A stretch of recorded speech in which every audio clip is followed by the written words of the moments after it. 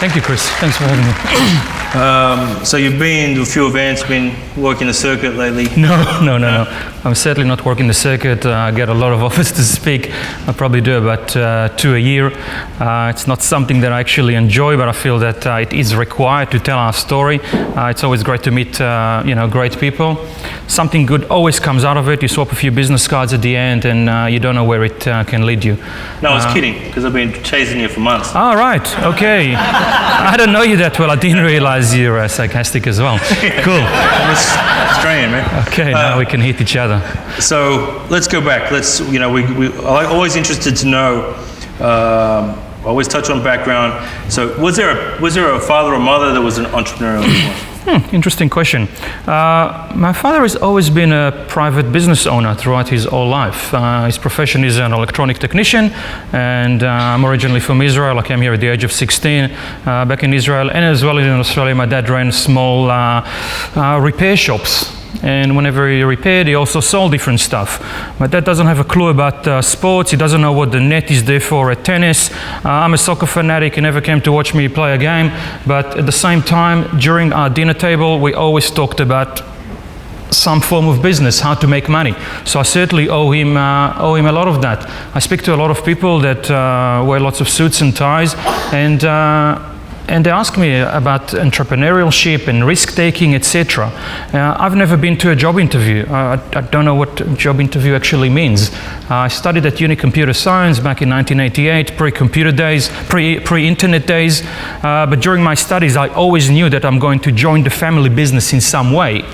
Back in the days, we're talking 91, my dad used to run a tiny electronic shop on Chapel Street called Alpha Phone, selling early days fax machines, cordless phones, and repairing them. And soon after I started my own shop, together with my dad, doing it in Box Hill, Station Street, Box Hill. So I was doing that during my uni days, at the age of 20, 21, 22. As soon as I got my driver's license, while I was studying at uni, I started selling at Melbourne markets. Every Sunday I was at Wanturna Market or Caribbean Market. I used to buy second-hand or seconds of fashion items, skirts, dresses, t-shirts, etc. Load them into my boot. It was a very successful venture for me. I was always the richest guy at the pub when I was 18. I remember you earning about $500 a month. Friend Mark here is laughing right now. I didn't know that he's coming today, but Mark's dad and brother were at the market. I remember your brother at the age of 10 while I was 18 doing that. And I did that for about 4 years. So I'm guessing, back to your question, entrepreneurship, parents, yes, I got the selling bug from my dad somehow. Learning how to advertise in a newspaper, learning how to attract a customer, learning how to sell. The best lesson for any entrepreneur these days is actually put them on the floor and teach them how to sell. Because once you know how to sell a product, you'll be able to sell everything.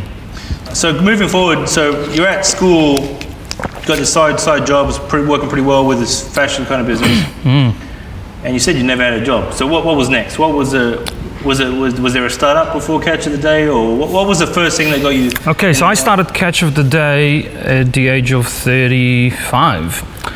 Prior to starting Catch of the Day, I was literally working in the garage for 2 years, from the age of 33 to 35, selling on eBay, early days of eBay. Prior to that, I was working in my dad's business, which is not around anymore. My dad's around, the business is not around. It used to be called Panasales, corner of North Road and the Nepean Highway in Brighton. Quite a well-known institution selling electronics, TVs, DVDs, kettles, cordless phones, and anything of the like. I did that for about 10 years. Again, it was my schooling. I learned how to advertise in the Green Guide every week and attract customers. I learned how to be a buyer, appreciate a good deal, negotiate with suppliers, etc. I left my dad at the age of 33 and I went on my own. For about 6 months, I didn't know what to do. I was literally unemployed, just got married. I had a 6-month baby at home, living in a tiny rented unit in Caulfield. And I looked at anything and everything. I considered opening a coffee shop. I remember looking at possibly opening a CD/music shop. Thank God I didn't do that. We all know what happened to CDs. But again, we're talking 11 years ago. CDs were very popular. But you knew you didn't want to go work for someone. No, certainly I've never gone to an interview, and I still didn't go for an interview there. I started selling on eBay. It was early days of eBay, 2004 we're talking, very early days of eBay. Started selling on eBay from the garage. Every day I took my 10, 20, 30 parcels that I've purchased, drive to the local post office, Mark, on Hawthorne Road, and deposit those parcels. At the peak, I've sold probably 50 or 60 parcels a day. When it got to 50 or 60 parcels a day, you couldn't do it in the garage anymore, and took a tiny little place in Moorabbin, 200 square meters. You know, it's probably a quarter of this room. And that's the upstairs and the downstairs. And again, sold on eBay. My brother, at the same time, who is 6 years younger than me, was started selling various products on morning television, shows like Bert Newton, Carrie Ann, etc. And he registered the name Daily Deals, but no one was buying online. Everyone was buying by actually calling the phone. He sold anything and everything, whatever was hot. At one stage he sold a scooter, electric blanket, a pillow, or a steam iron. And as I mentioned, he registered the name Daily Deals after spotting this company in the USA called Woot that was selling only one product a day. So they were the first company in the world to come up with that concept of selling one product a day. They launched the product at midday. It was a DVD recorder. It ran for 24 hours, and the next night, it was midnight, and the next night they put in another product. And that was quite unique at the time, and we really liked that concept. And we registered dailydeals.com.au in the hope of one day going into that model. My brother started chiropractic medicine, but unfortunately he was at the same dinner table with my dad throughout his whole life, and he had the entrepreneurial bug and gene in him. After treating old ladies for 6 months, he realized that it's not for him, and he just gave up, and we joined forces. He was selling on TV, I was selling on eBay. Both of us were sort of touching early days of internet, and we said, let's put it together. And that's what we did. We put a team of 6 people around us. My brother and me are both not IT people or finance people, but we both buyer, seller, sort of business starters. So we put a couple of IT guys around us. One guy was doing packing, one guy was doing customer service, and we launched Daily Deals, which was a tiny little website with 50 or 60 items in it back in June 2006. So in between building your website, they were on the floor packing stuff? No, we had one guy doing packing because all we sold was about 50 products a day, and if he had a really busy day, then I was helping him or someone else. But as you can imagine, with a team of 6, you have to do absolutely everything, and I'm sure there's a lot of guys here that work in teams of 6 right now or teams of 10, and if need be, you'll be there at midnight answering emails and giving refunds and writing checks and whatever's required to run a small business. I was the buyer the whole time, so we bought a tiny shitty van for $3,000, and I was driving around the streets of Moorabbin. At night I used to go to Kmart and pick up product, see who the supplier is, and in the morning give them a call and try and buy some stock. In the early days we could only buy 30, 40, 50 of something, load them into the car. No one would trust you, so you have to pay immediately. No one gave us an account. And that's how it was in the early days. No database, no money. Tell me a little bit more about that. I imagine, given your business model, inventory has always been a little bit tricky. Can you talk a little bit about getting started and putting, I guess, 10 grand on the line to buy, 500 shavers that you don't know are going to sell? So chances are at the time all I had in my account was the same as most 30-something-year-olds have in their account, which is like $30,000, $40,000. And I remember when we started, I put pretty much that much. My brother pretty much put that much. We stuck it in a box and we started buying stock. Our first product was a DVD recorder by a company called Thompson, and I think we bought about 100 of them. The cost was probably $70. So you invest $7,000 into it, you sell 100, you make $3,000. You hope that at the end of the week you have enough money to pay the rent and your 6 employees. And that's pretty much how it is running until today. None of the banks ever knew us. We never asked for a loan. We just kept on buying and selling, and. Well, how did you build this community? How did these 100 people turn up to buy this stuff? Early day customers came to us from eBay, so everyone that sold and bought from us on eBay, we accumulated into a database. So when we started, we probably had something like 10,000 people. You send an email to 8,000 people and you try and fish as many as you can. And from then on, it just kept on growing. People ask me, why have you been successful, why others have failed throughout the years. I tell them two things. Number one is, we are better buyers. It's something that you cannot learn at university. We just seem to be buying better. It's something that you sort of learn on the streets. I'm not the smartest guy in the world. I don't understand finance, IT, legal, none of the above. But I seem to have been buying well in the early days. Today, my staff telling me that I'm a shitty buyer and I haven't bought a single item for 2 years. Which brings you to the next point. You know, it's all about hiring people that are smarter than yourself. And then they will help you execute your vision, so to speak. In this case, execute your business. I haven't bought a single item for the last 2 years. I think that right now we employ the best buyers in the business.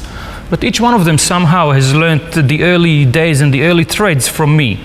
The guy that's running the show right now, his name is Anis. He's a 31-year-old guy. When he started with us, he was 23, university dropout from Monash. He did engineering and he came to us as a copywriter. And slowly but surely, I started dragging him with me into meetings. I was doing all the talking, he was doing the listening. Then he started opening his mouth. Right now, I'm not allowed to talk, and he's the only one that talks. And under Anis, there's another 7 or 8 little Anises that he has built along the way.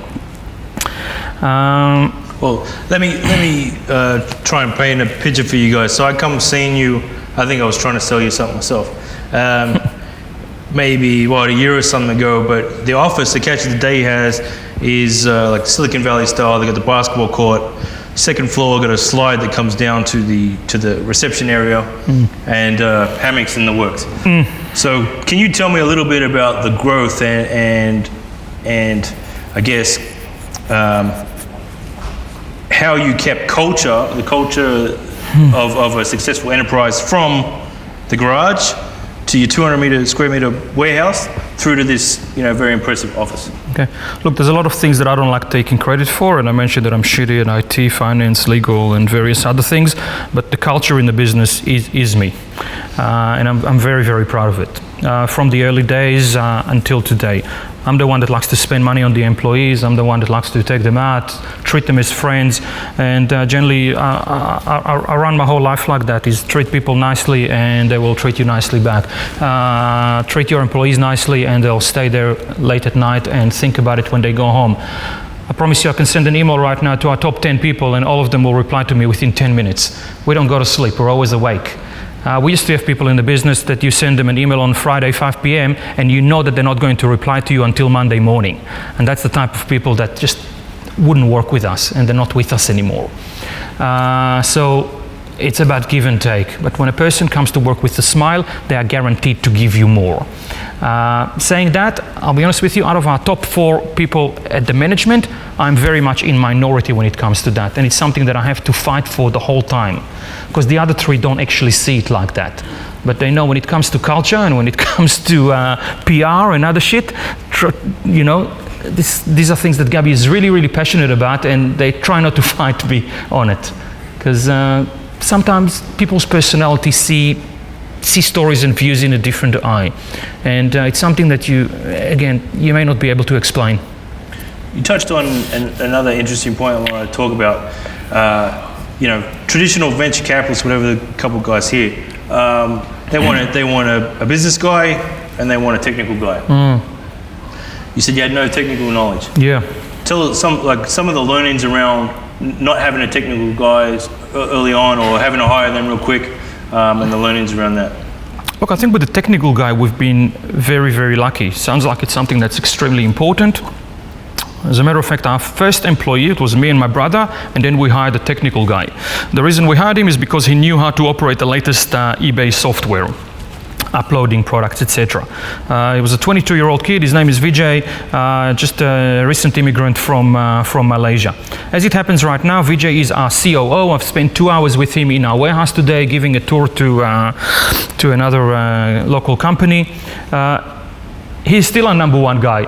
And when we employ about 450 people, I'm guessing that we got very, very lucky with him along the way. Today, Vijay only works in the warehouse, taking care of our IT in relation to logistics. We have a great team of about 40 IT people working in one room, pretty much the size of this room, taking care of everything from iPhone apps, iPad apps, latest releases, to modifications and changes. It's all run by one CTO, call him. I didn't really answer your question, but anyway. No. So, well, you recommend getting a technical guy early on, I guess. Actually, I don't know. I don't know what I recommend. I think it worked for us with me and my brother both being very entrepreneurial, very startup, very much, success driven. Saying that, me and my brother are extremely different people. So he's against culture. I'm in favor of culture. But let me ask you this another way, I guess. Let me finish it. Otherwise, my brother will get pissed off if he ever watches this video. Good. Saying that, he has brought onto the pie quite a lot of stuff that I'm unable to bring. They say that if you have two partners and both of them are alike, one of them is not required. And it wasn't the case between me and my brother, because we are bringing different things to the table. For example, we have just sold Eat Now, our food delivery business, together with Menulog. It was the biggest transaction in Australian history. The group sold for $855 million. Our part in the pie was 25%. Quick translation, over $200 million to us. I did absolutely zero to grow Eat Now, to build Eat Now, or to work in Eat Now. It was all my brother and his team. So we bring different things to the business. And he deserves the credit too. Yeah, I bet he reminds you of that one. No, it doesn't. No, it doesn't. But I also don't remind him that he took 9 months off. I went to travel in Europe when he broke up with his girlfriend, etc. And I was taking all the shit and kept growing the business. Good. I love this stuff. This is the best stuff. All right, good. So he remembers the good days and the bad days and vice versa. No, we actually get along. I work with my brother as well. Yeah, we almost kill each other all the time.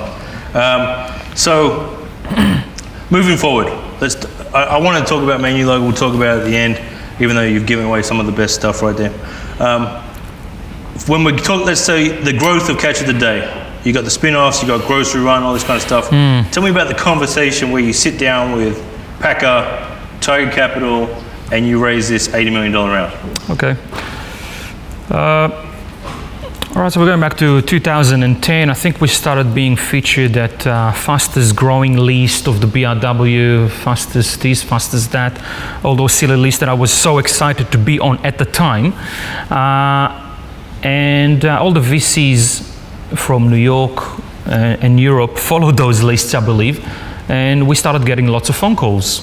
Hi, I'm such and such from company such and such. You Google them, you see that they're very serious. And it's all about, let's have lunch and try and offer you some money. We got wined and dined by a lot of the rich, high net worth individuals all around the country. And at the end of the day is, how do I invest in your business? And within a period of a year, our valuations and the people chasing us changed completely, from a valuation of $50 million that we almost did, selling 20%, to a valuation of $80 million that we almost did, but we're only a team of 40, and our accountant was very busy throughout Christmas, so we told the guys, hey, come back to us in February, because we just can't spare our only accountant in the building. But in February, we realized that according to the valuation in October, we are suddenly worth 120. We are no longer worth 80. And it just kept on growing, different VCs and different valuations. And suddenly Tiger called from the USA. The first thing that I asked them, because I've never heard of Tiger, and most people in the room haven't either, what's your website?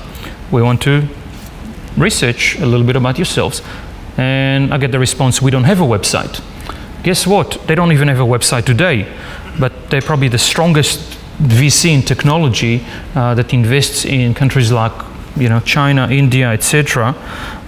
In New York. Unbelievable reputation. They own like 2% of Alibaba. Go do some conversions. At the time, we had an offer on the table at valuation of 150 from one of the media companies in Australia, and we're very smitten by it, chatting with the CEO of the company. I don't want to mention names because you all know the names.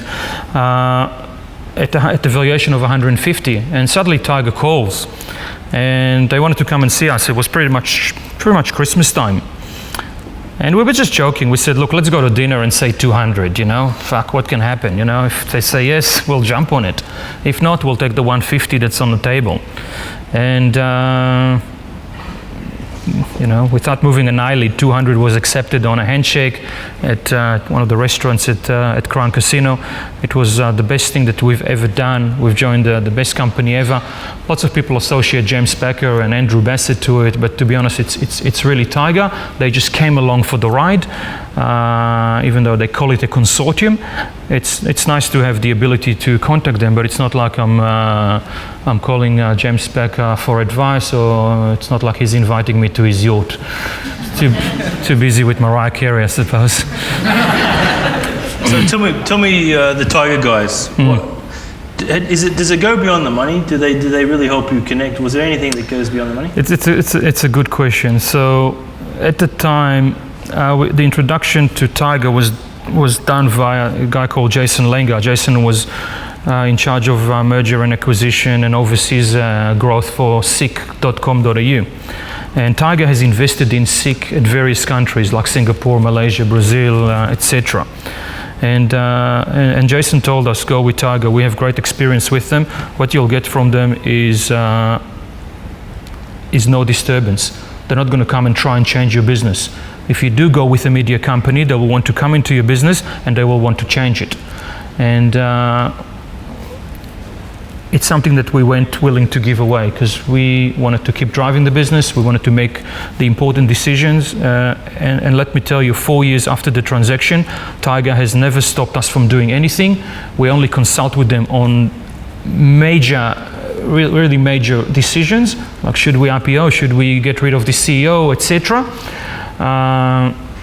But they have never told us no. If me and my brother or the management team agree on something, they go along with us for the ride. But no website. But no website until today. It's unbelievable. So the guys from Tiger. So you get this 80 million in the bank, biggest round in e-commerce in Australia. What's next? Look, the business did not require any funding at the time. We were very profitable. We are still very profitable, and I think that we've been the most profitable e-commerce company / site over the last sort of 8 to 10 years. And trust me, I know what our competitors are doing, and hardly anyone is actually making money in this space. It's a very tough space, shipping products online. We did not require the money. The way that we looked at it, meaning me and my brother, we called it insurance. Literally insurance for our kids, just in case someone decides to turn off the internet or a major change happens, ourselves and our kids will be safe. And that's pretty much what we did. And we still look at it today. We don't regret it, and we're very, very happy with our decision. Tell me about some of the other sites you've got, and then maybe we'll talk a little bit about George Costanza. George is gone.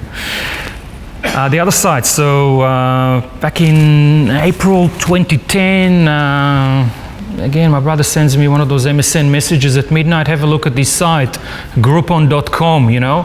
I logged onto it, played around with it for 20 minutes, I said, fuck, we need to do this. The next morning we started working on Scoopon. I think we came up with a name that was better than Groupon at the time. We were lucky enough to have a great database of, can't remember what it was, call it 2 million people at the time. We had an IT team that was functioning. Catch of the Day was running really well, and my brother was quite free to take on the next project. And he said, I'm going to take on Scoopon. And I kept on running Catch of the Day and the product side, which is what I'm good at and passionate about.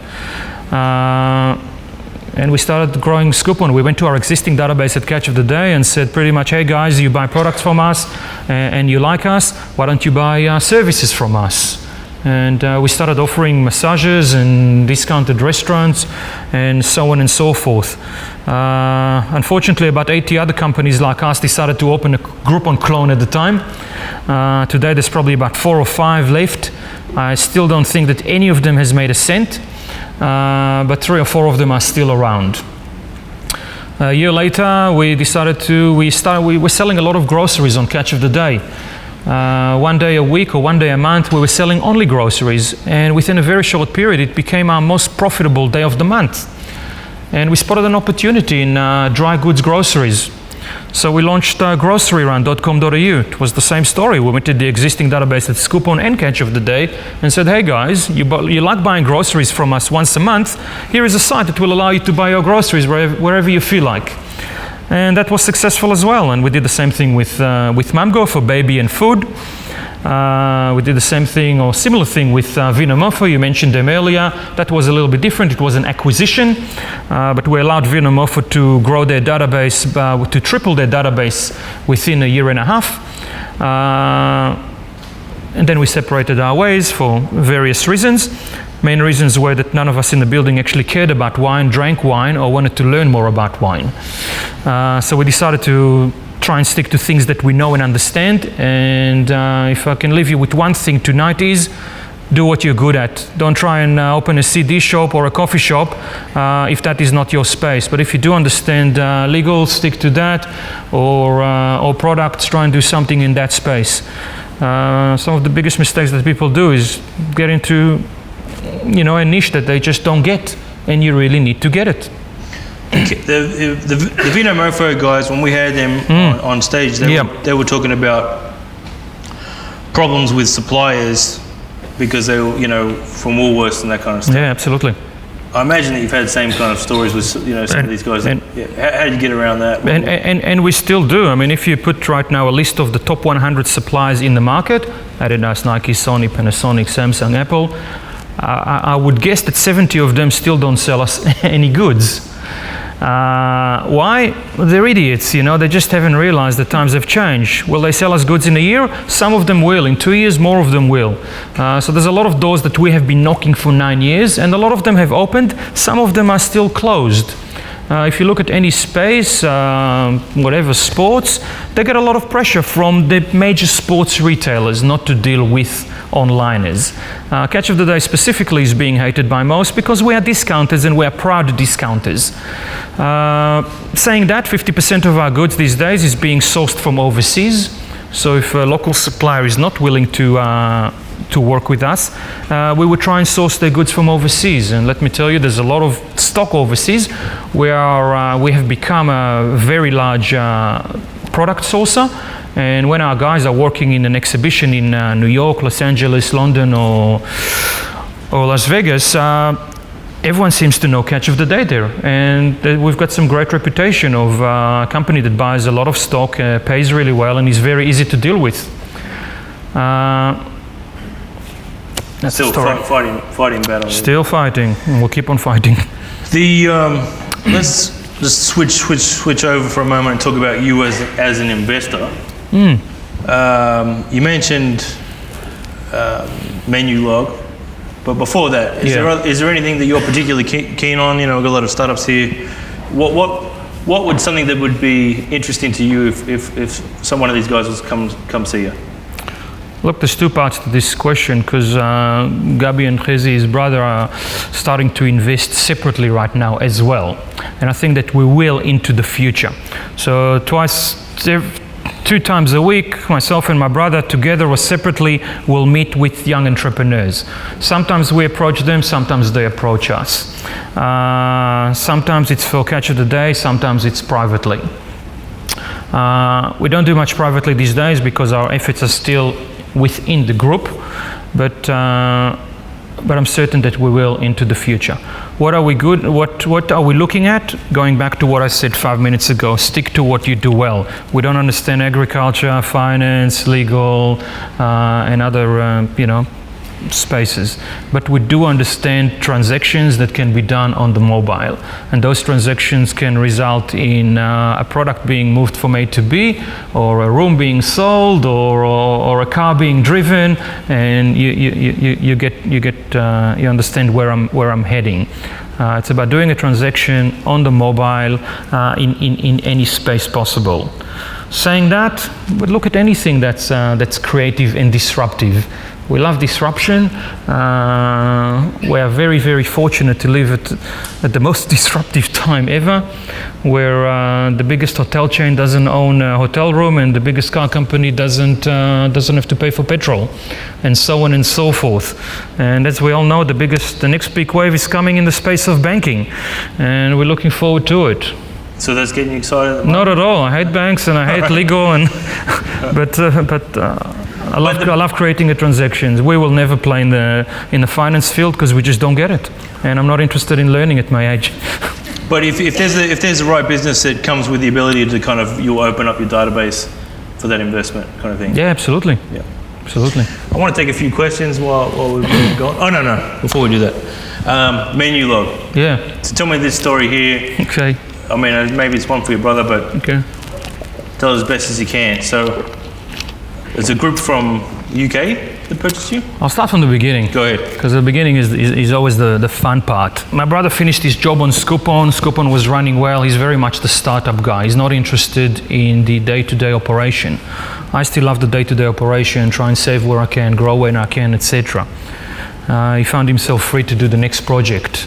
Both of us, we always read and follow what's happening around the world, the TechCrunch, the Smart Apps, all the publications. We get lots of emails every day and try and follow what's going on out there. And one huge area of growth all around the world is food delivery.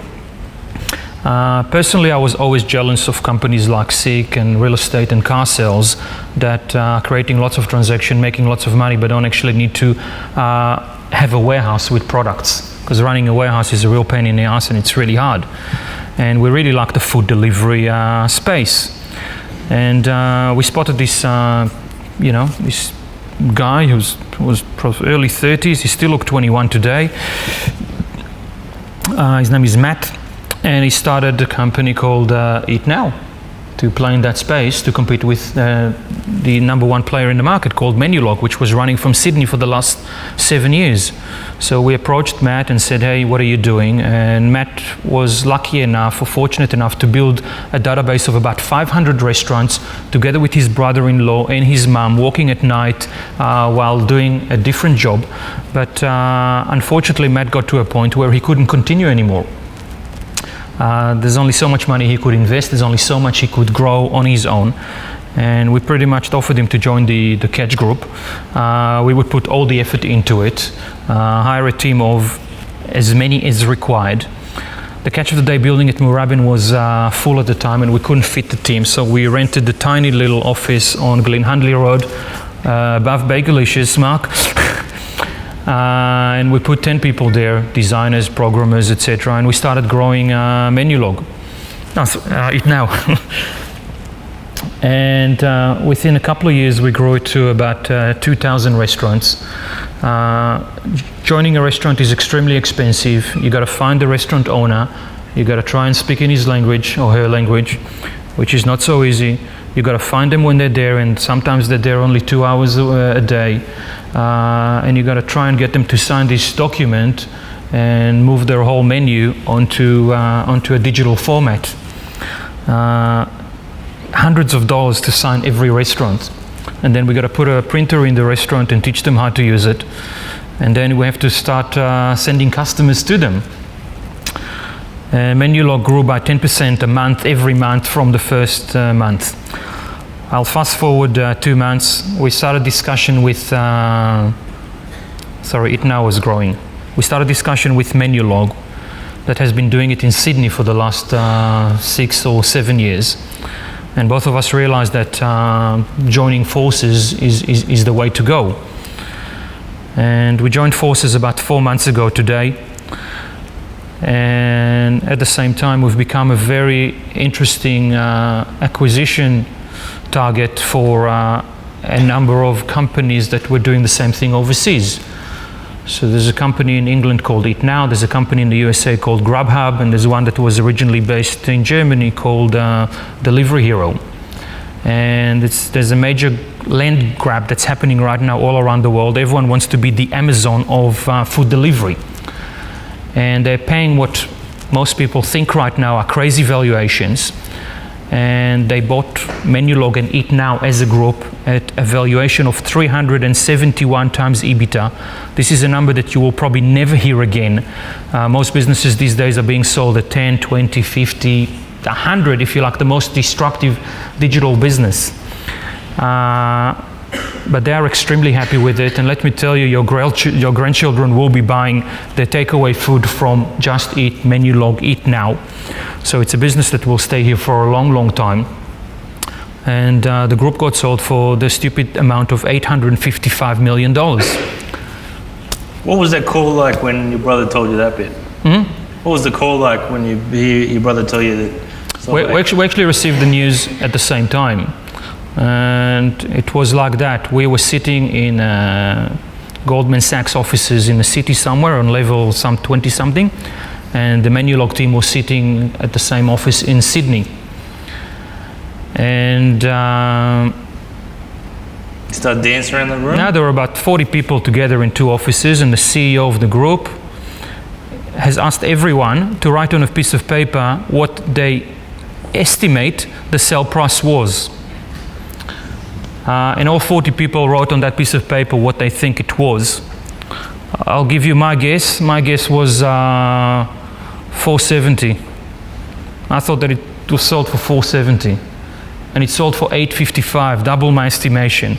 So you can imagine our shock and surprise. Going back to the beginning of the story, Matt, that guy that was doing it with his brother-in-law, he got 6% of the business. Matt went out, Matt left with a check for $14 million. So he's very happy now. It's a great story. Yeah. I'm going to do some questions here. What's the next big thing in e-commerce?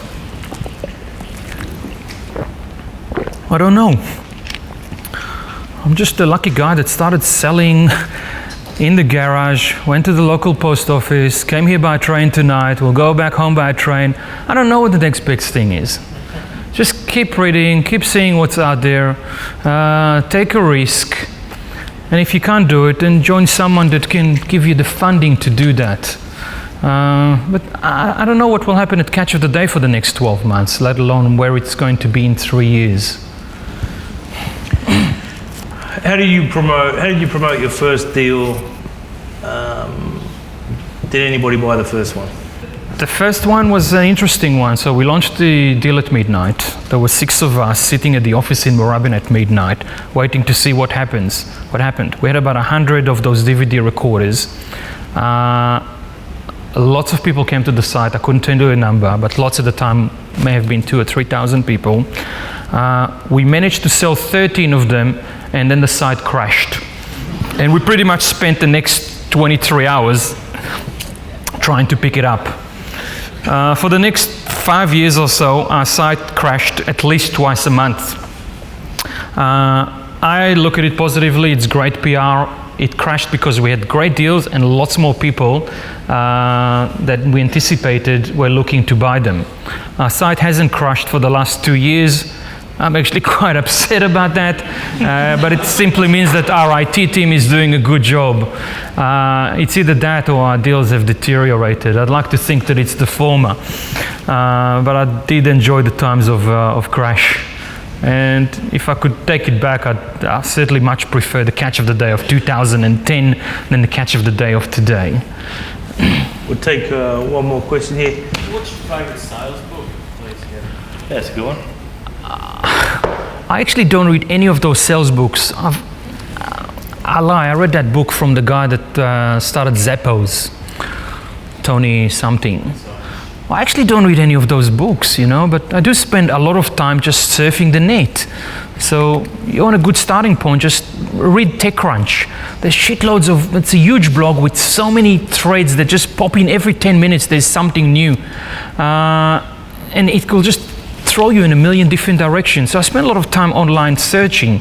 But I'll be honest with you, I'll probably spend more time online looking at soccer results and follow the soccer world than I do on startups. But I actually don't believe in books. Well, give one of your, okay. Well, I think he was trying to get to I guess, give us a really good sales technique that anyone could could use? A sales technique? Yep. It's certainly not a technique. All right, so, something to do with sales. When I walk into a warehouse with goods, first of all, you really need to understand what you're buying. Some people put a little sticker on their mailbox, no junk mail. If it was me, I'll put extra junk mail. I love reading junk mail. I love walking at Kmart at midnight. I love walking at shopping centers. When I'm at Singapore or Hong Kong, I walk into supermarkets and I look at how they design the store, what they sell, etc. It's just me. I always enjoyed it. When I was at Panacel selling electronics, I spent my weekend walking at competitors, whether it's Harvey Norman, JB Hi-Fi or Myers, and see what they do and look at their prices, etc. So I love products. And I think that it helped me when I moved from electronics only to buying absolutely everything. So you walk into a warehouse or a supplier comes to you and they try and sell you a pillow. And shit, in the early days, what do I know about pillows? I mean, which pillows sell, which pillows don't sell?